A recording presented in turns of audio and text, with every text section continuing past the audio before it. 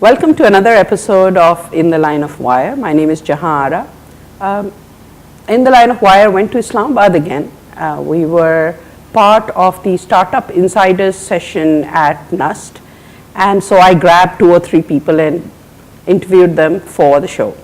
The first person that I interviewed was Mr. AtifMumtaz, who is co-founder of Brightspyre.com, which is the first job portal that opened up in a major way in Pakistan.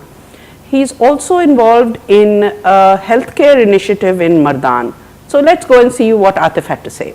Assalamu alaikum. My name is AtifMumtaz, and I am a co-founder of and a serial entrepreneur. I've co-founded many organizations, including Brightspyre, which was Pakistan's first online job portal. In 2006, we started another company called Person Force in the US, which now provides job boards to top 30 universities in the United States and to some of the biggest blogs, including TechCrunch, including Digital Media Wire, VentureBeat, and many others. At the same time, in colleges, our job boards currently run at Stanford, Harvard, Princeton, Yale, and many other Berkeley universities out there. Okay, so when did you co-found Brightspyre? And what did you do before that? Let's start with your background. I studied in the US. After my high school in Lahore, HSN, I went straight to the US to do my bachelor's in computer science. Okay. From which school? From Western Michigan. It's a small college right in the heart of Midwest in Michigan. Okay. So very different experience, going from a very hot climate in Pakistan to an extremely cold one in Michigan, and where it snows heavily. Okay. So, but I loved it, my experience over there. And right after graduation, I got a job with HP, working at Ford Motor Company in Dearborn area. So I moved to that area and I worked over there for a few years. And after that, I decided to come back to Pakistan. Okay. And a lot of people said, you're crazy going back to Pakistan. Right. But I thought, this is the right time. I'm young. This is the time to contribute. So let's go back. In Pakistan, I worked for a few organizations. One of them being Systems Research. So that at that time was one of the largest enterprises in Pakistan, an IT company with about 400 people working in mid-90s, late 90s. And I rose in that organization to the level of offshore project manager, in which I was sent back to the US to manage projects that Systems Research was doing in Pakistan. I think right after that I worked with another organization, and then I settled with United Nations. And I work with them here in United Nations Industrial Development. Right. During that time, I realized that it's high time I started my own enterprise. I had always wanted to start one. And that was around 2001. September 11th hadn't happened yet. And things were, the dot-com boom had come in. There were not too many jobs. And at that time we thought, hey, let's start an IT company. Okay. So when we started working on that idea, we looked at and what to do. The traditional model was get work from abroad. Right. But since people were getting laid off abroad, it didn't seem like a bright idea at that time. Right. So we looked at what can we do, and we realized that products in Pakistan was something which was weak. Okay. There were not enough products, especially on the web platform in Pakistan. So we said, okay, let's build something on the web. And let's do something. And over there, we looked at various things, and we realized HR is one area which can be automated and can be brought onto the internet. Right. So in 2001, we started working on the product. And in 2002, we launched it as Brightspyre. Okay. And it became not only Pakistan's first job portal, but it was, at that time, we didn't realize one of the first portals out there which offered it as a software as a service. Okay. And we offered it, and not only as a software as a service, but it was literally ahead of its time. We could have even patented some algorithms had we known a little bit more about the patenting and copyrights at that time. Right. So we started that way, and we created a model which now a lot of other companies copy. And we call it blatantly. at times, and that is powering portals of various corporations. Okay. We started doing that in 2002 with United Nations and a bunch of other organizations in Pakistan. And we took this model abroad as well. We helped UN even in Darfur when they were hiring heavily for during the crisis. Primarily, we built this solution from here. Okay. And in 2006, we picked up the same solution, made it even better, and remarketed it in the US as And person it has force. done extremely well. It has done extremely well. Okay, now, other than BrightSpyre, you are also working in the ICT for development area. Tell us a little about that project. One of the passions of coming back to Pakistan was not just to work here or to start a company, but to have a deep impact into the society. Right. And for that purpose, I even worked with UN and others to see if I could have that kind of, to understand the market and also figure out what can be done. In 2003, my mother died of cancer in Pakistan, and at that time, one of her last wishes was that we built a hospital for the poor, a clinic, to be more precise, for the poor in rural area from where our family comes from. We thought about it, and we donated some of our land, and we started building a little 2-room clinic over there. And we realized very quickly that no doctor wants to go to a rural area, Right. let alone any educated person wants to go back. So we had to do something, and that is when the idea for telemedicine started building up. Right. I got a chance to go to Stanford for my higher studies, and at that time, I took on this idea as one of my projects, Right. and I tried to develop it further. And when I came back in 2007, we had built this idea into a product. Okay. And it became telehealthcare. It became Jaroka telehealthcare project that now we are working with NUST, Right. with APNA, Association of Pakistani Physicians in North America, Right. National University of Science and Technology, and our trust in Mardan called Healthcare Trust, named after our mother. Okay. The 3 organizations working together with BrightSpyre, obviously supporting it completely.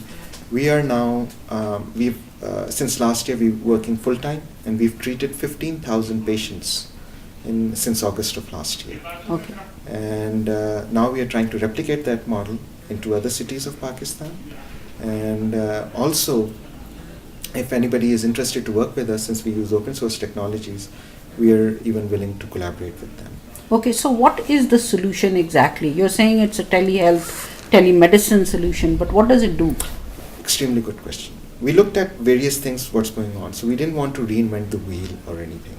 We tried to do 3 or 4 things which was unique for Pakistan. Right. One of them was we were one of the first organizations to think of mHealth or Right. mobile health. Right. And for mobile health, we didn't look at PDAs. A lot of people were doing stuff on PDAs and whatnot. We looked But at that's expensive. that's expensive. Right. We looked at what is the cheapest way for healthcare information to flow. Right. And in Pakistan, we looked at text messaging, SMS. Right. We looked at multimedia messaging, MMS. And our solution is designed around it. Okay. So in other words, if you are a patient, and if you've got for example, if you're a mother and your baby is born today, once you're registered with our system, for the next 5 years, we'll track your vaccination for your kid, Okay. which is very important. If you know, in Pakistan, there are about 35 million children under the age of 5, Right. out of which less than 10 million have been vaccinated. So there's a gap, and that gap needs to be filled. Right. The way we are looking at it is, if you can get a free text message, as you know, receiving a message is totally free in Pakistan, so the consumer doesn't have to pay anything. Right. We send them a message saying, hey, there's a vaccination camp near you, please get it done, or this is the time to get that thing done.